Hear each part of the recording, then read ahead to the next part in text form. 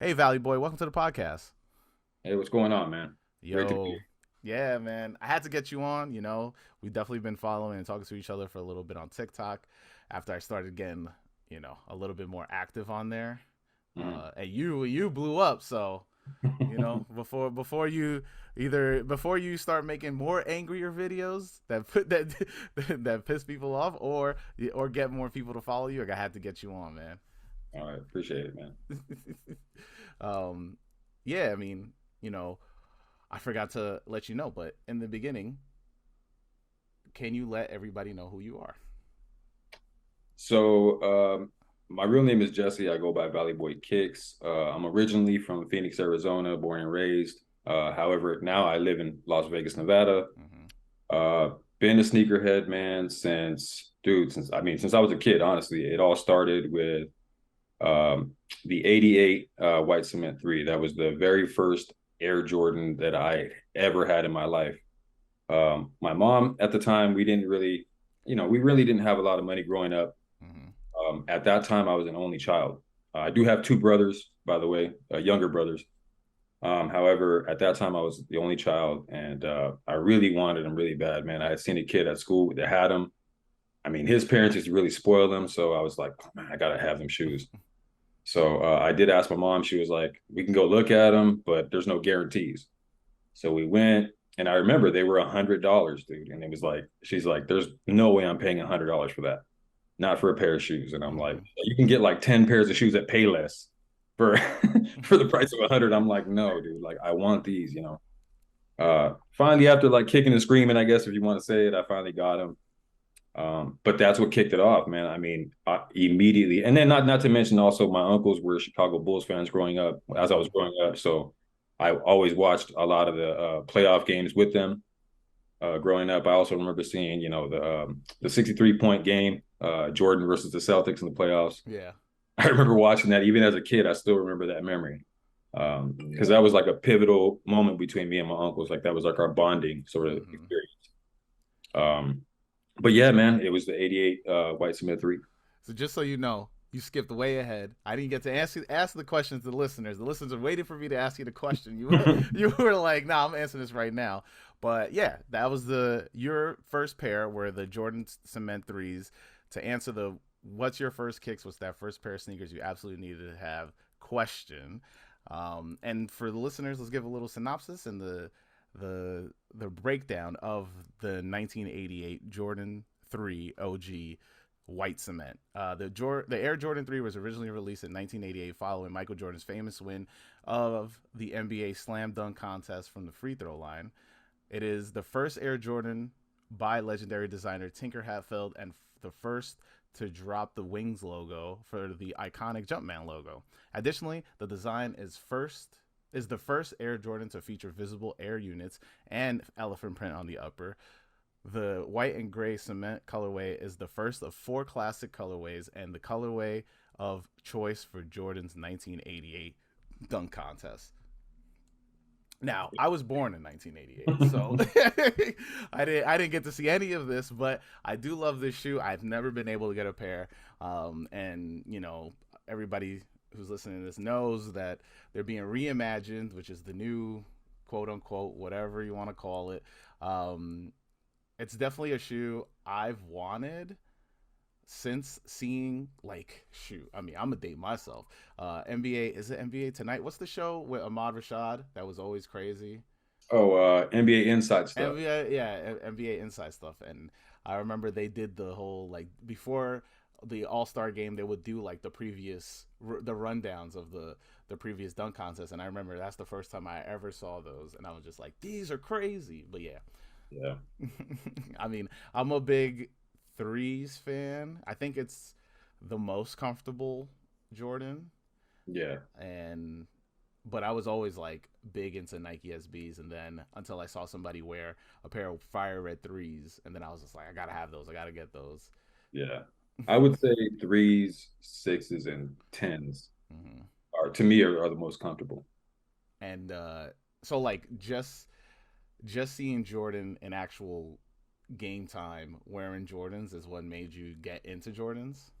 I don't think it was so much that. I think it's I mean, ever since I was a kid, dude, I've always been like really creative, Mm-hmm. whether it be drawing or, whatever I was doing. I was always really creative, real imaginative. I mean, Mm-hmm. and I think that shoe you just mentioned it as a matter of fact, the visible air unit. It was like the first shoe that had the visible air unit. Yeah. So I think me seeing that and then trying to figure out how did they like what made them think to put a visible air unit in the shoe. Even at that age, I still thought that like what made them do that. Mm-hmm. At that time, obviously, we didn't have the internet, so you couldn't really research it or look it up. Um, you just kind of had to learn as you go, or from hearing tidbits from older people here and there. Um, but yeah, man, I think that was one of the main things was that air unit that really set it off for me. Again, watching him, growing up, watching Yeah. him play, and it was just kind of like, man, I gotta have that shoe, dude. Like, and then the commercials, not to mention the commercials, all the Mm-hmm. Mars Blackman commercials. It's got to be the shoes. So yeah, that pretty much did it for me, man. So like, so you were able to get these. What was your reaction as a kid? I think number one, I wanted to go show them off. Uh I was huh. like, I can't wait to go to school tomorrow. Like I literally had my outfit set up. I put my shoes down on the ground, had my little pants on the bed, outfit set up. I'm like, yeah, that's exactly what I'm wearing tomorrow. Yeah. And I literally couldn't sleep like all night. My mom just kept saying, just go to sleep. I'm like, man, I can't. Like, I want to put the shoes on. Mm-hmm. But yeah, man, I couldn't wait to get to school, man. And I remember the first thing I did. It's kind of like that sort of well, back then in grade school, it was always like the pencil sharpener was the spot where you kind of showed off your Yeah. outfit at. And I They remember don't know I about that now. They don't know about that now. and I would just literally bring like a whole load of pencils, man. Like I'm gonna just be going and sharpening pencils the whole time just to show my whole outfit off with the shoes. Get it all the way down to like a Yeah, small. get the nub, and I'm still, trying to. But yeah. I mean, were you the only one with them in school? No, actually, there again, it was the other kid as well. He had them as well, but I think we were like the only two kids at that time. I think that had the shoe. Mm-hmm. Everybody else was kind of at that time still rocking Converse, the All Stars, Cortezes, or whatever. But I remember we were like the only ones really that had Air Jordans. So we were kind of like the talk of the school, pretty much. That was the day you became a cool kid. Yeah, pretty much. What was so as you got older, what was it like after that? Did this spawn the like I gotta get every Jordan now? It wasn't so much every Jordan. I think it was just well, back then we knew that the drops were like I believe on Wednesdays. So Mm-hmm. we always knew that when the drops were coming. And at the time also I had a lot of friends, like younger friends, or excuse me, at the time they were a little bit older than me. They would work at the mall. So they worked at Foot Locker and stuff like that. Mm-hmm. And they would kind of tell me like, hey, the new Jordans are coming out next month or whatever. And I'd be like, oh man, I'm gonna see my mom get the money. I'm gonna try to get those. Mm-hmm. And but then eventually I think once I, graduated and kind of started, getting a little bit older and figuring things out, I was like, you know what, I got to get a job working there, dude. Like I literally have to work at a shoe store. Mm-hmm. Um, Were you successful? yeah, actually, I You did. got in? I got to work at Foot Locker. Mm-hmm. I worked at World Foot Locker, Champ Sports, Finish Line, um, and I believe that's it. But yeah, man, I mean that kind of kicked it off my love for sneakers right there, right away. Damn. I mean, like being. I've never been able to be in like the back room of a sneaker, like of a sneaker store. So like, how tempting is that? Dude, honestly, I'm not even gonna lie. So I wasn't the only one. There was a couple other people that worked there with me. I had got the job. The first job was at World Foot Locker. I actually got the job through a friend of mine that his I believe it was his stepmom. She was the manager there.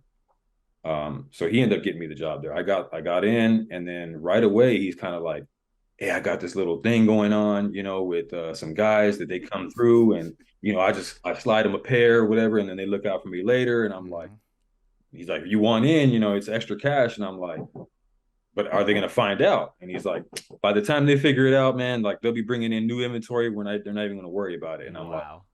"All right." So we started kind of doing that, selling I guess kind of like the reseller things, kind That of was like yeah. That's out the back the door. real resellers, not Yeah, we what were it like is kind of just now. selling Yeah. them out the back door, or Yeah. they would come in the store and like already have a bag with them, and then they would Mm-hmm. just walk up and Slide. hey, yeah, kind of talk to us real quick, and then we would Mm. just have the box on the side of the register right there, and they would just grab it, put it in their bag, and walk out. There's no cameras.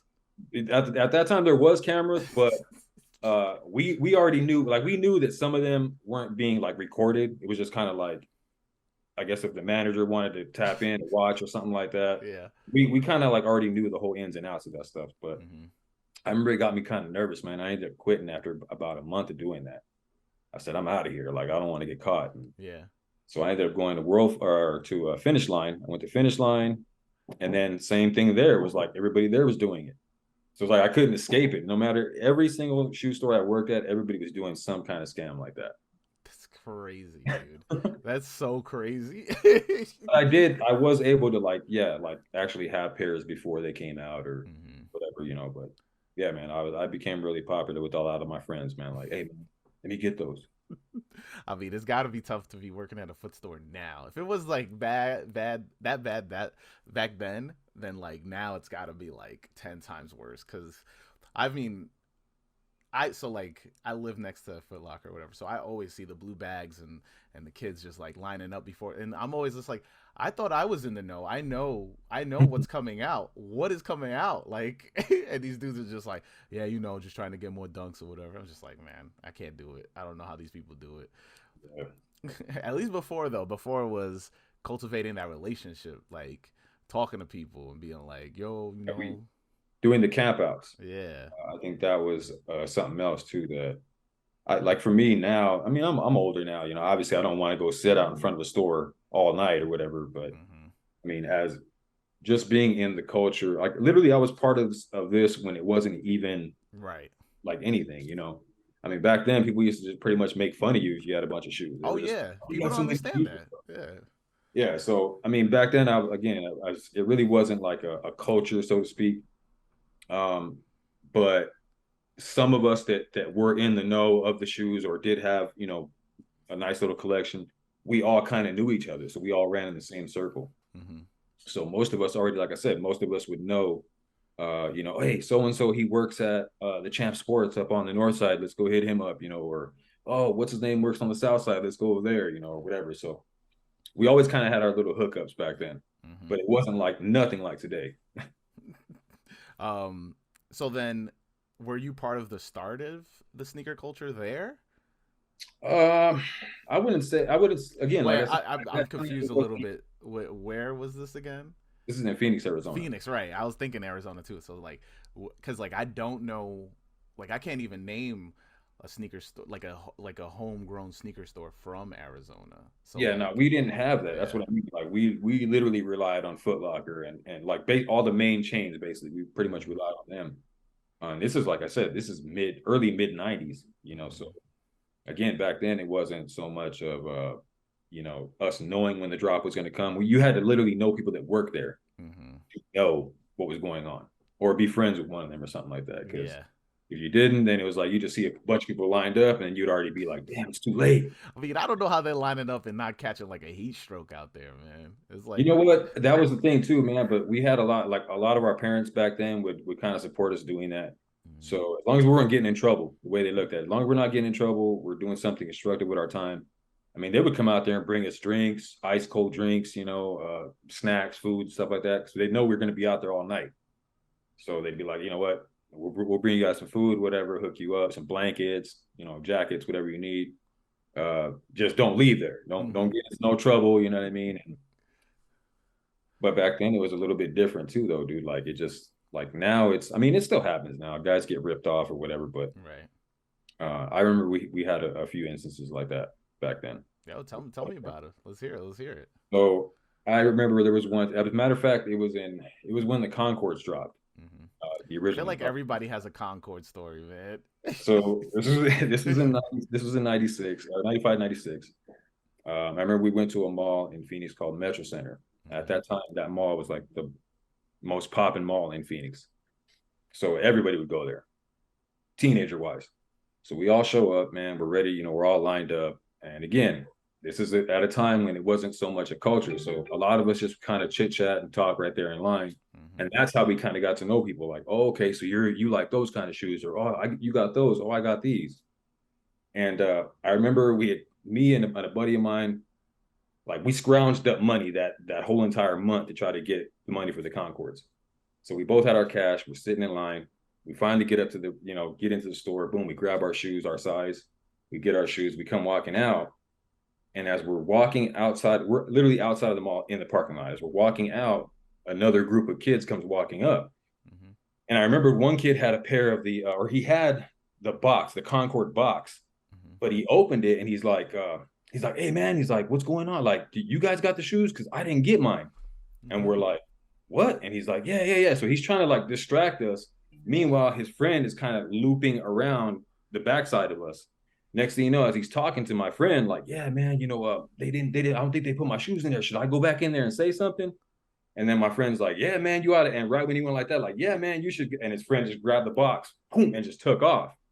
And I remember I dropped my box of Concords and ran after the dude. Oh, yeah.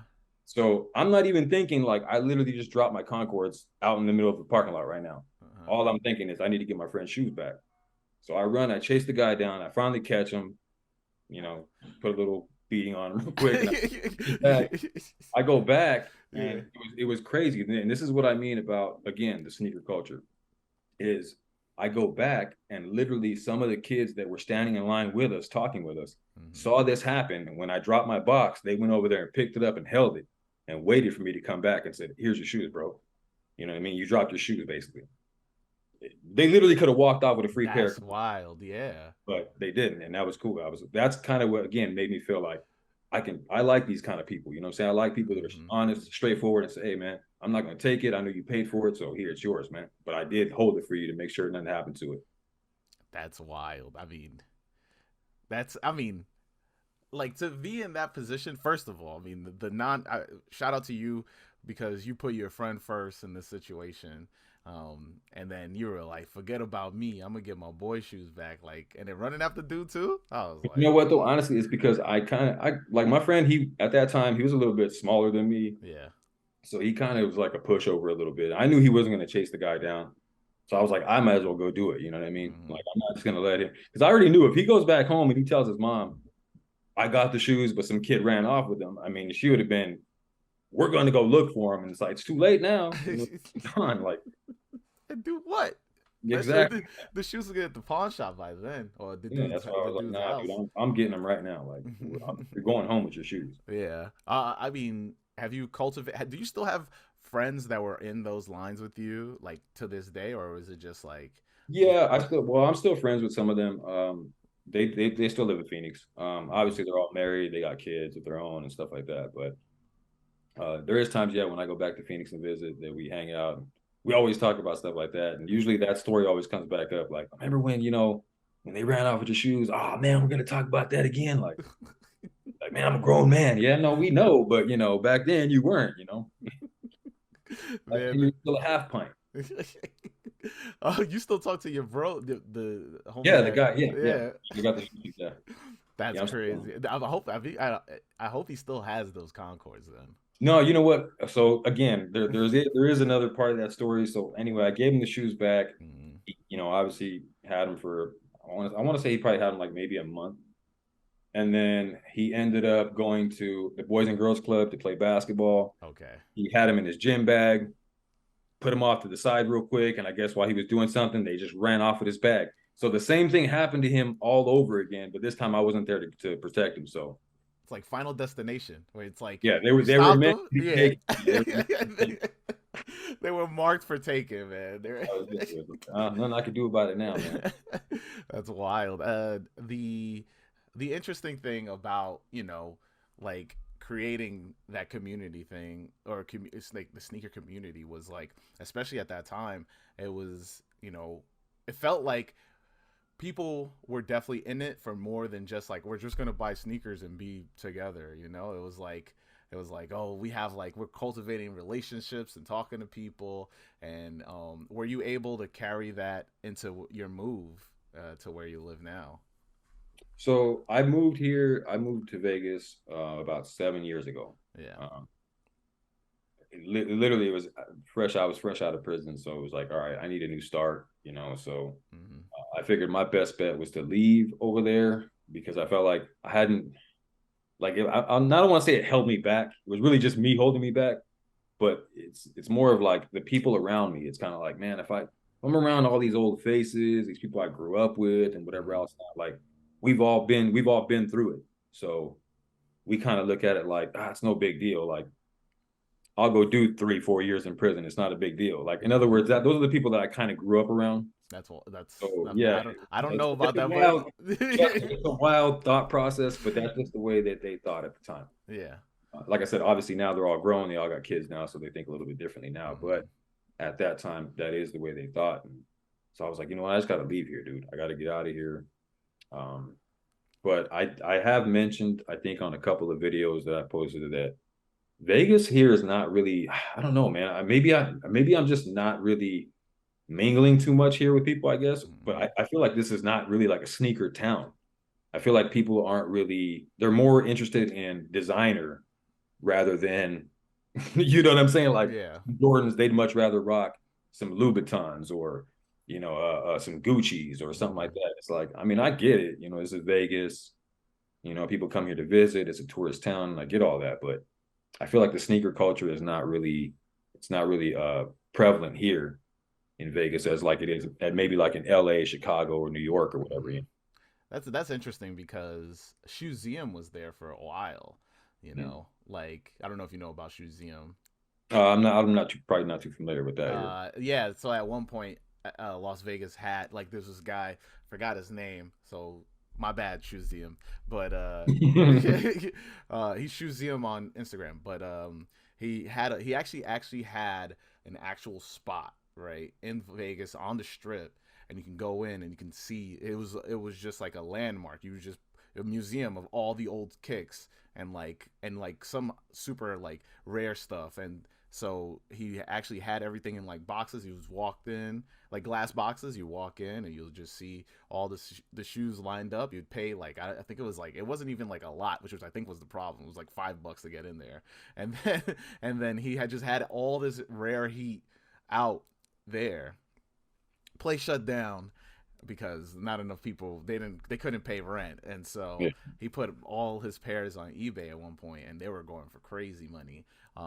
And he still does it. He still has pairs left because there's one.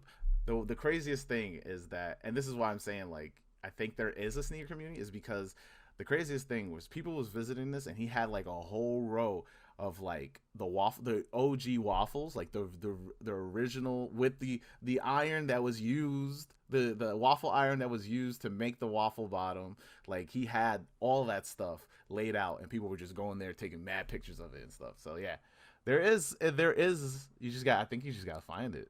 But see, you mentioning that, I'm also thinking maybe those were probably tourists because I mean, I'm telling you, dude, like I've literally gone out. I think I've worn, I wore my Year of the Rabbits the other day. Yeah. I think I got one compliment and I wore them all day. I literally drove around, went to different places, and I literally only one person noticed them. They were just like, "Hey, you're the Rabbits," and I'm like, "Yeah, right on, thanks," you know. But that's what I mean. It was kind of like, Well, I mean, I don't think in general, I don't think people are stopping people. I mean, I live in New I York. do it. I I do it. mean, I do too. Like, but I think we're just because we're social people. Like, we can like we're actually on TikTok. Like, we're the ones. We're not the ones just leaving comments. We're the ones making videos. Like Yeah. so. I think it's a lot more easier for us to be like, hey, man, those are crazy. Like. I mean, the only time I've been stopped, and that's more recent, is because I have an undercover Nike jacket, and it's huge. Like it just says really big undercover and Nike, and nobody sees it because nobody bought it. I'm the only one that bought it, and so like, and it's a red. So like, I'll just walk around and people have. I'll be wearing some crazy stuff. Like I'll wear some of my rare stuff, and nobody has stopped me for sneakers. But for that jacket, people Yeah. just stop me nonstop. I'll be like, yeah, thanks, man. Like, are you gonna rob me? Like, chill, bro. Stop me. That's kind of how they are here too in Vegas. Like I noticed that too. Like I walk around and it's more like my whatever shirt outfit I have on. They're like, "Hey, man, I like that shirt, man. Oh man, that's dope." And I'm like, "Bro, look down. Like look down here. Look at these. Like These are one of 5,000, bro. yeah, come on now. But like I said, maybe it's just because I don't really go out and about with people here like Yeah. that. The So yeah, I mean, you touched on it, but You didn't go to prison for sneakers. No. So, all right. So I guess if everything's kind of like off limit or Yeah, yeah. whatever you want to call it, so I originally, again, in my video, I kind of touched on it, but TikTok, you can only do so much. Hmm. So I did reference the New Jack City reference or the Menace to Society reference. So again, going back to what I said earlier, growing up around, the gang culture, my family, my entire family was part of a gang. So I grew up in the gang life, just seeing that, growing up in that. And I kind of felt like a sense of pride back then because of the fact that my family was so relevant in the gang culture or that for that particular neighborhood that I felt I kind of could just walk around, and do whatever I want. Um, so yeah, I pretty much was like again the old dog character, just kind of not, didn't care, like I don't whatever, let's get it on. I don't give a damn. But also again wanting to help out my mom, knowing that we didn't have money, we didn't grow up with any money. So I think for me, dealing drugs was like the first option. So then I went right into that. And then just by my luck, I happened to meet people that were connected with other people. And I was able to, kind of blow up as a kid, pretty much. I was a teenager.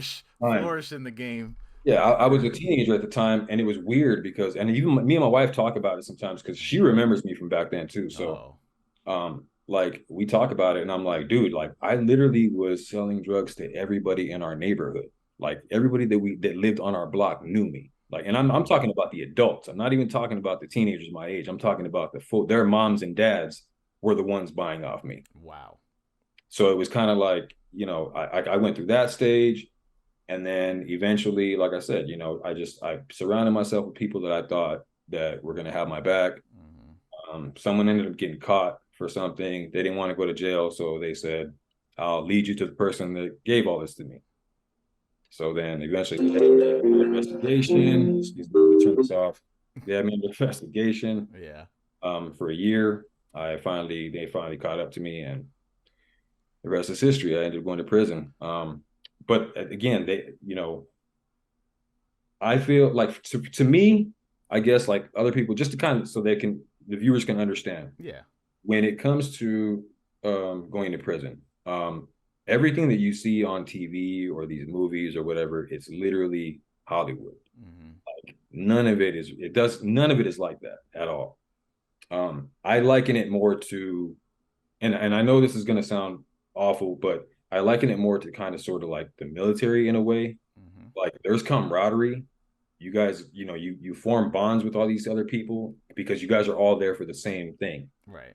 However, granted, yeah, it's for illegal stuff, but at the same time, you build these friendships with these people, and then eventually you start to realize that, hey, man, these dudes ain't that bad. We all made mistakes or whatever, but this is actually a genuine dude. He's got kids that he cares about. He's always sees his kids. He writes his kids or talks to them on the phone all the time.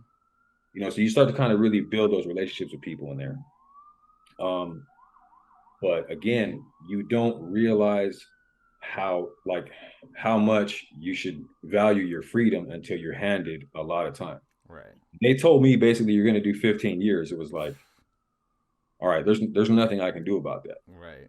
I mean, it literally could have went up to 48, to be honest. Wow. I got lucky. I got lucky and got it down to 15. So I was like, that's the best they're going to give me. That's the best I'm going to get. So I might as well just take it. But yeah, man. And I think, again, when it comes to this whole sneaker culture thing, my love for shoes, even while I was in there, funny story. Even while I was in there, like I literally remember telling my uncle, because they used to sell us New Balances in there. Oh, so for real? This whole New Balance wave that everybody's on right now, like I've heard about that. Yeah, they only sell you New Balances in prison. So I got tired of wearing New Balances. I'm like, I can't really ball in these. Like I played ball a lot during prison. I was like, I can't ball in these. I don't got good traction out there. Like I need something. You get no ankle support there. And that too. So I was like, I talked to my uncle. I'm like, hey, I need you to come visit me. And you wear the same size as me. So I'm going to need you to go grab a pair of my shoes and bring them to me. And he's like, well, what am I going to leave in? I'm like, you're leaving in some New Balances. Yeah. some some some Joe Fresh 990s or something. Nah, just playing. I'm So, just playing. so he ended up bringing me a couple pair. I remember I had a pair of, I did have the Concord 11s when I was in there. I also had a pair of You wild. I've heard you should not have Jordans in prison. yeah, I actually had the Cherry 13s as well. And then I also had I think I had a pair of like team flights, some Jordan flights or something like that. Hmm. Some, like casuals or something like And that. nobody took them from you.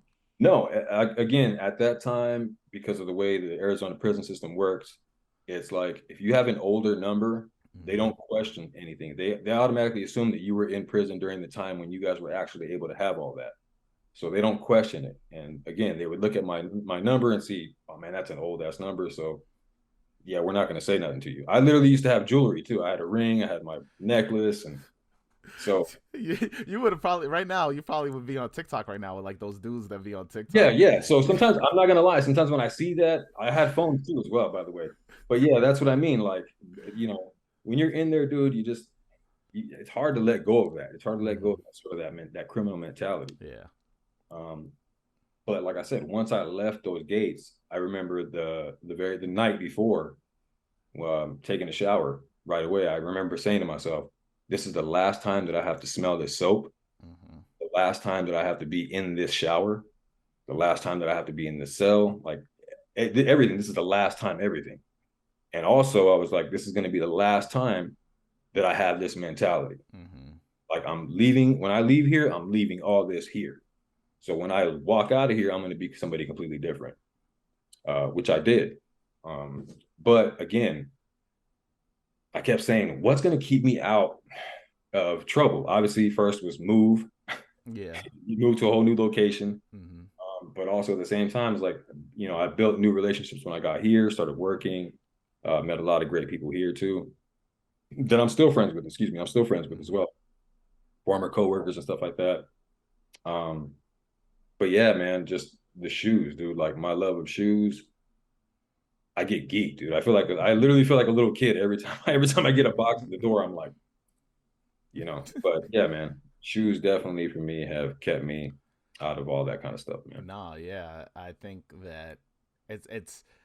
I've always wondered, just like, because I watch 60 Days In, so like that's like legit prison. Like there's no, like there's no real like it's just the camera stuff. Like you like, but it's really like you're just watching somebody go through prison.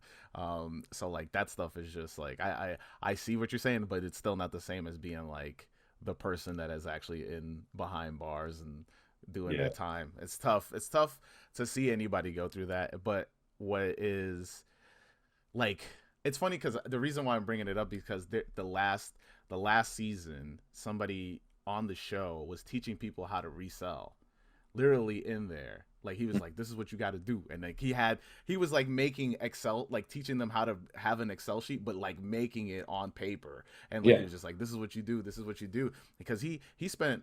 What I really liked about that this season show was because a lot of the people in there, minus the drama, but like a lot of the people in that did it this time were ex-cons, and they were trying to just put the mentality that you were saying into people's minds, because it's like it's so easy to just fall right back into the same thing, do the same yeah, thing again, and end up in the same place. So yeah, I commend you 1000%, bro. yeah. I think that was like I said, that was one of my number one fears was getting out and again just running into all the same characters again, and then being like, "Hey, what's up, man? Let's go out and have a drink. Let's go do this. Let's go do that." And then before you know it, I'd be right back in the same spot again. Yeah. Well, so So, did that lead to your customizing, or were you customizing before that, or so did you no, learn how to I customize in jail? no, no. I've always, again, my creative side is always, it's always been there. Hmm. I think for me, and I just talked about it earlier with my wife too, because we were talking about this podcast today earlier, where I Hmm. was talking like, I don't know how this is going to go. I don't know what he's going to ask me, but I remember I was telling her, I said, back then in the early 90s, like my collection that I literally had probably, I want to say close to about 200 pairs, Hmm. but they were always like, it would just be like random stuff. It wasn't like what we try to collect nowadays. Yeah. So I could literally like name off, like I had like the kamikazes and stuff like that, like the original kamikaze, the Reebok kamikaze, the Hmm. Reebok Shacks, the Shack Hmm. Attacks. Like that's what I mean. Like I would have those kind of random shoes, some Vans or whatever else, not Cortezes and stuff like that. But Yeah. to me, they were special because I liked the colorway of them. And again, back then we didn't get a lot of colorways either, Hmm. like we do now. So for me, a lot of my collection was just kind of bland. It was either black or white, black or white or gray or something like that. It was kind of, there wasn't really too much contrast. Um, but that's what I was telling her too. Like I was like, man, if I would have had my collection from back then, now people would probably look at my collection as like, that's mid, if No, that it's not. I mean, mid. you're wearing nothing but like shoes from the '90s and stuff like that. I think that like that basketball era was crazy. Like, Yeah, but I'm yeah. saying like to the newer generation now. Like if I still Hmm. had all those shoes sitting behind me right here, right now, they'd all be like, "Man, what the hell? He's got some Reeboks there." And but again, at that time, like those were the things that we looked forward to. And I even made a video on the Converse, the React Juice, the Hmm. Larry Johnsons. My Like favorites, man. those, dude, like literally that year when those shoes came out, those were like Converse was like the number two, right behind Nike, Hmm. as far as top sellers. And I remember that, dude. Like that was one of even I remember also the LA Gear catapults, the Yeah. Karl Malones. Like that's what I mean. Like I had those shoes. Like like that back then, like I said, if I had those now, somebody'd be like, LA Gears. Are you kidding me, man? You really got some LA Gears? Like, I mean, you're lucky. I remember wanting those damn React juices so bad when they dropped because LJ, that whole Grandmama commercial got me because like he did. I think he showed up on an episode of all Family that. Matters.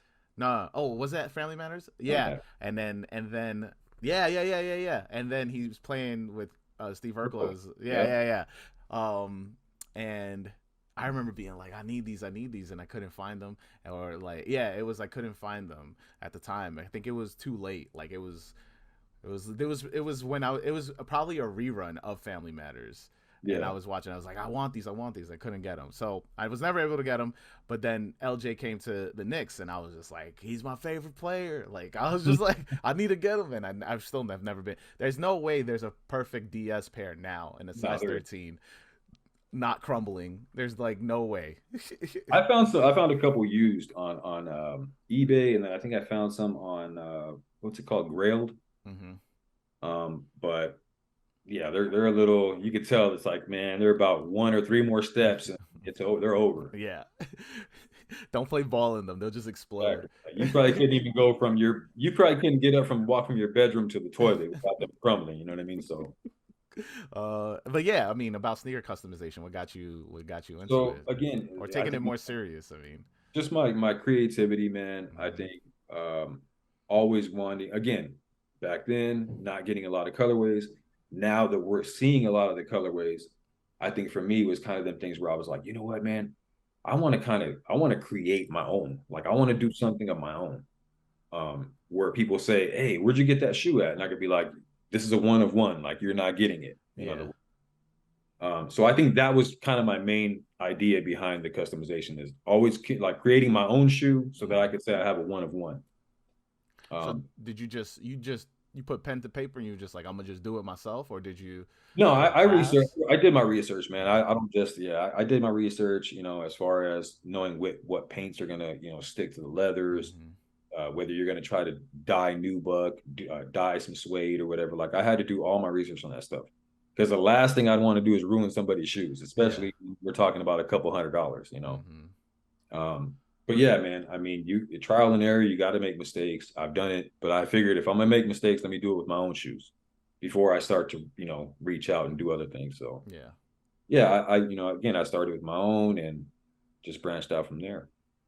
That's dope. I mean, and then I'm very curious, what made you decide to get on TikTok or like start making TikToks? So we also, this is another funny story as well. Uh, So I have a younger stepdaughter. She's like 15 right now. hmm. But when I first got married to her mom, 7, 8 years ago, uh, she was really like heavily into TikTok. Hmm. Obviously she's a little kid, so she's doing a lot of little dancing videos and the Yeah. trending things or whatever. And I remember I used to always just get annoyed with it, like, man, like, because I would watch her do the TikTok, and then she would turn around and say, "Watch my." I literally just saw you making it. Yeah. But so anyway, I remember I kind of I would get annoyed with it, and then eventually one day, as a joke, they all kind of dared me, and they said, you get a lot of like people that kind of like some of the stuff you say or whatever. Why don't you just get on TikTok? And I'm like, nah, I don't want to, nah, I don't want to do that. And I was like, yeah, TikTok's for kids, I don't want to do that. And they're like, my wife was like, dude, there's literally guys your age on TikTok. And I'm like, Mhm. I said, I don't know, we'll see. And I remember I did actually create a page on TikTok, but I got banned at 1,200 followers. Wow, that was fast. Well, it was because I started a live and then I got into like this little debate with someone we were talking about politics, and that's Yeah. where I messed up at. Like Mm-mm. right as soon as I went into that, that was it. The comments just started coming in and people were just coming at me. And I remember I was kind of like, you know what, man, like, F you, whatever, whatever. I just kind of went up. Next thing you know, my whole thing just shut down. And I'm like, what Yeah. happened? Uh-huh. And then before you know it, I tried to log back in. They were like, nah, you're banned. Like you're out. So I was like, damn. So then I remember I thought like, should I even try to attempt to. But then I thought I don't want to do like what I did with my last page. Like I don't want to just make like funny videos or whatever. Like I want to do something different. And my wife right away was like, why don't you just show your shoes off? Mhm. And I'm like, I was like, yeah, I mean I could. I was like, but who's gonna watch? you know? And she was like, man, just try it out. So then literally that's just kind of how it started. I was like, all right, well, I'll try to do a video here and there and see how it goes, if I get any views or not, and we'll see if this works out. Mhm. But as far as like going viral thing or whatever, I didn't even plan on that. No, it's never how it goes. You can't plan to go viral. I honestly thought I was gonna get a lot of flack for that video, to be honest. I mean, I thought you did. Yeah, yeah. I mean, I kind of did a little bit because people were like, "Oh, well, why did you go and imitate someone else?" And I'm like, Mhm. first off, I'm like, I had actually reached out to him prior to doing the video. Like, I Yeah. literally DM'd him and messaged him, and I was like, "Hey, man, I'm a big fan. I love your content. You think a lot of like the same way I do, like to kind of poke fun at certain Yeah. things. I'm like, so do you mind if I use the character?" And he was like, "Yeah, sure, go ahead." So I'm like, all right, fine, I'll go ahead and do that. That's why I tagged him in the post and everything. Right. I want to let people know that I'm not trying to bite this dude's gimmick. Like I'm just trying to make a little funny video. Mhm. But yeah, man, I didn't plan on it getting to that point. And I think it's it's. I what it mean, is. listen. We're here. Shout out Jordan. Yeah, that's right. Shout out Jordan. Sneakernomics. I'm still trying to get him on this podcast. I was asking him a year ago to jump on this podcast, and no answer, no response. So Yeah, he's a busy man. yeah, for real. I think it's just the way you do your content is different than I think other people do it in general. I think that you're the being I mean not to diss you on this, but I don't know if you're gonna see this, but being the old head on TikTok is definitely the lane that needs to be the actual it's the perfect lane because nobody else wants to do it. Everybody's too scared to do it, Yeah. because Well, but like, you got Angry Joe though. You got Angry Joe. but Angry Joe is not the old head. Angry Joe is just like, these are I've been collecting for years. I'm gonna keep buying. That's literally it. That's it. He's like that's you're literally just like, people should appreciate this more. Like that's more of Yeah. that. Like like my content's definitely based around asking questions nobody answers. But yeah, I think there's different lanes. Like Morgan does his breakdowns and Yeah, the diverse yeah. collection on TikTok. And yeah, no, like I said, I made sure even doing like even being on TikTok, I made sure to kind of do my research on everybody as far as the sneaker content creators, Mhm. and just kind of like I like everybody's stuff, man. Everybody's got their own niche, their own thing. And I remember I would get a lot of flack in the comments about the camera thing, like why do you flip Oh the yeah. camera up like that? Like why do you do When that? I And I'm first started watching your videos, I was like, man, these are making me dizzy, bro. yeah, like I was getting that comment, like, "Oh, it's making me dizzy," and I'm like, I get that, but like that's my niche, like that's my Uh-huh. thing. Like I had to find something that's gonna be me. I Mhm. don't want to go steal, Angry Joe sitting on the table with the cat in the background talking about, "Hey, what's up, man? Let me show you some shoes I got." And, I don't want to do that. Like I don't, and I obviously did not want to copy Jordan as well. So I was like, I Mhm. want to try to do something like my own thing. And I felt like being unapologetic in a way would be sort of like that. Like, okay, let me just kind of be rough around the edges and let people know, hey man, listen, I don't like this shoe. Not saying you don't have to like it. I'm just saying I don't like it or Mm-hmm. whatever, But I remember I had a conversation with who was it, man? Someone I was having a conversation with. I believe it was the sneaker teacher, Okay. and the King LA. Mm-hmm. We were doing a live together, and they had said that they were like, the one thing about you is that you're very unapologetic when it comes to your your Your takes. take, yeah, your Yeah. take on certain things. And I'm like, hey man, like I'm just telling it how it is. Like that's just my opinion. Like literally, not everybody feels like the way I feel about certain shoes, but Mm-hmm. I just got to keep it real sometimes. Like, hey man, that's not it.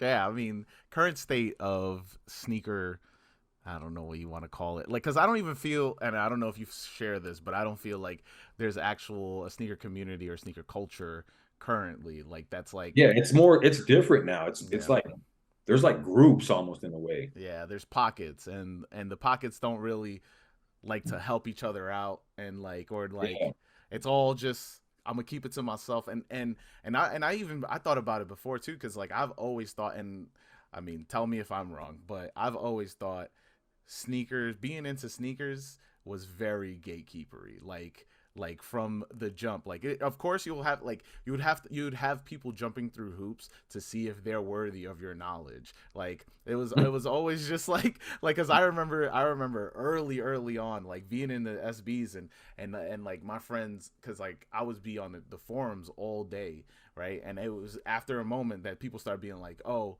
you should hit up this store. And I'd be like, this exists? Like, and then it'd be like, yeah, this skate shop always has SBs. And then I would go but it took me like doing time to get to that point, right? A lot of people now aren't able to either do that, or like they just spend all their time on Google, and there's no real interactions with anybody else. And I think because like I was recently just running into that because I was in the Juice 4K live yesterday, and I'm trying to like I was just like, yo, how are you able to get these like pairs? Because like I'm and he's the same size as me, and I'm like, and he's just like, oh yeah, you got to be in these groups. I was like, groups? I was like, the first time I ever heard of Facebook sneaker groups. And then I joined the groups, and it's just there's no real conversations, just people just posting their pairs for sale at yeah. time. Like we can't just have like a conversation, you know? Yeah, so I noticed that too on Facebook. Like sometimes I find some steals, man. I'll find some Mm-hmm. steals on Marketplace every now and then, or even in there. Like I follow one group out here called Las Vegas Sneakerheads, Mm-hmm. but yeah, it's the same thing. There's no conversation, no comments, nothing. It's just literally just 10 and a half, 300, 13, 1250 or Yeah. something. I was like, but yeah, I agree. I agree with you, man. Like it's the sneaker culture is really different now as opposed to back then. I think back then we would like a lot of us would look out for each other. Mm-hmm. You know, it was more of a like if you couldn't find the shoe, like I would try to help you find it. You know what I Yeah. mean? Whereas now it's more of a oh, you can't find it? Too bad. I got it. Yeah.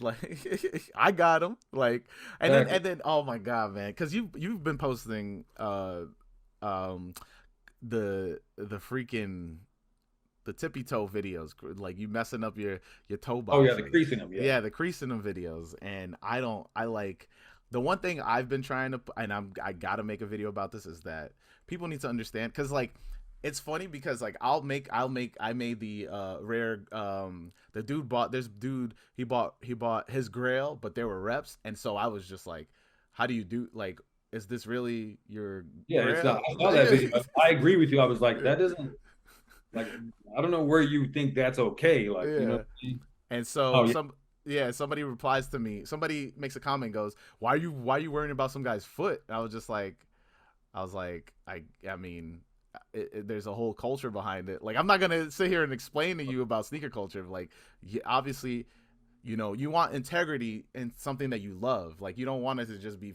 like flimsy and people can just run in and out of it, and or like don't care about it, or just treat it like crap. But like especially something that you put mad time and money into, you Yeah. know. So that led to this. What I'm thinking about is that when I'm thinking about like other people wearing their sneakers and why, like I remember in my time, like earlier, I used to be like, damn, you skated those, yo, like, but like I do think it's more of a kid thing, and I don't know if you share the same sentiment of it, of just like, oh, I get being broke and taking care of your sneakers, but also it's just like wear them how you want to wear them. Yeah. Yeah. I think I've always been like that too. Like at the end of the day, bro, like the materials that these shoes are made of are not worth what we're Mm-hmm. paying for them. We ourselves as the consumer, we put the value on that shoe based Yeah. on how much we want it. You know what I'm saying? Like if Mm-hmm. we sit there and we're salivating over the shoe, yeah, of course the freaking price is going to go up. Yeah. The the companies see that and they're like, oh yeah, they want that shoe. Let's make it 300. They'll pay for it. Yeah. You know, whereas if we don't pay no attention to it, then it's like, ah, damn, that's the whole definition of bricks too, right there. Like those shoes that just sit there in the damn stores, nobody wants them. Why? Because the companies didn't put too much time into designing that shoe. They pretty much just said, we got to throw something else out there, you know, Mm-hmm. throughout the months to kind of satisfy them, and then we'll break out the whole brand new Air Jordan coming out or whatever, the new freaking Shaq or something like that. Yeah. But back then it was a lot different, dude. I think back then it was more, like I said, people always wanted to look out for each other. If you didn't have the shoe, like people would try to help you. I think even now, like when people have asked me when I caught the Year of the Rabbits, I had a lot of people in the comments ask me, "Where'd you get those at, man?" And I right away was like, "Dude, go to Go, Yeah. get on Go right now. Like, Mm-hmm. stop commenting, just get on Go, freaking, type it in, and it'll pop up, and you better order it right now." And I've literally had at least three. I've already seen three comments so far that where people have said, "Man, I don't think my order went through. It's still Mm-hmm. sitting there." And I'm like, "Yeah, you're probably not going to get it, bro. They're already up to about $1,000 Yeah, now." they're $1,000 now. Yeah, they ain't even dropped yet. So Like, yeah, so I mean, I you're made my video. I don't know if you thought I was slighting at you, but I was just like, I made my video about the Year of the Rabbits because I get it. You know, there's hype, like, but it's also just like the hype that's being created is by us. It's not. yeah, that's what I was Yeah. saying. Like, But no, no, we're no. But I'm talking about content creators, not about the oh people yeah, that, okay, yeah, you yeah, know what I'm you're right. saying. There's big differences. Right, So yeah, you're right. yeah, it's just like the early pairs. Remember, like if you ever see an early pair of shoe, I always felt like the price just starts going up because of it. But like a pair that is just like, oh, I really want these, and you just see pictures of it, of like the sneaker outlets put out, Sneaker News or whatever, Nice Kicks put out a picture of it. They don't like, it's just like, oh yeah, I really anticipate getting these pairs. But once it's like, and I'm shout out to, I mean, he's the homie. So, but if you see like Same Old Sneaker put up, the Amaminier, uh, what number are they? Nines? No, are they nines? The 12s. 12s, the 12s. My bad. I'm bad with Jordan numbers, but yeah. Now he's posting those up, and now they're being shared, and they're like, "Oh my god, he got an early pair." Now the price starts going up Yeah, because of that, and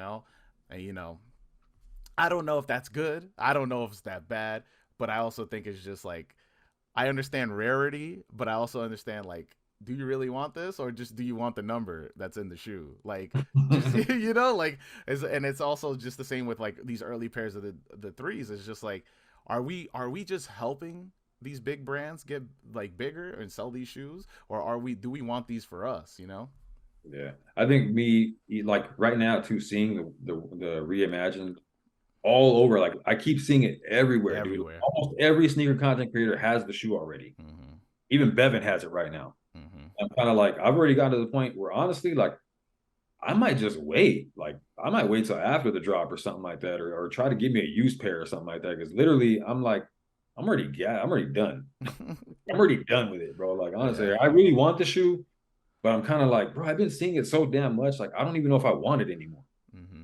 It's one thing, like you were saying, when you see a picture, then it gives you that time to be like, yeah, Yeah. Exactly. up for it. But if you constantly see everybody already walking around with them, making videos of, I got them already, I got this, you're like, man, that just kind of takes the fun out of it. Like, It's I'll just, like It's like Marvel trailers, is what I've compared it to. yeah, Sometimes, the first Marvel trailer is always like, oh, I'm ready to see this movie. Then they start being the second Marvel trailer adds a little bit more. Then the third one, it's like, why do I even need to see this movie now? exactly. They already done showed me the whole movie. Yeah. But we're about to go into the end of the podcast, so I asked another question, and since we were touching on you getting these Air Jordan 3s, think about that time. Think about that moment as you were a little kid. Now, I'm gonna ask you this question, and that is, what would you tell your younger self as they open that box? I would probably say, be careful, man, because it's going to be an expensive hobby. Yo, perfectly said. Thank you for jumping on. Valley. I was about to say Jesse, but yeah, thanks for jumping on, Valley Boy. And for everybody out there, you know what we say every week: wear your kicks. Peace.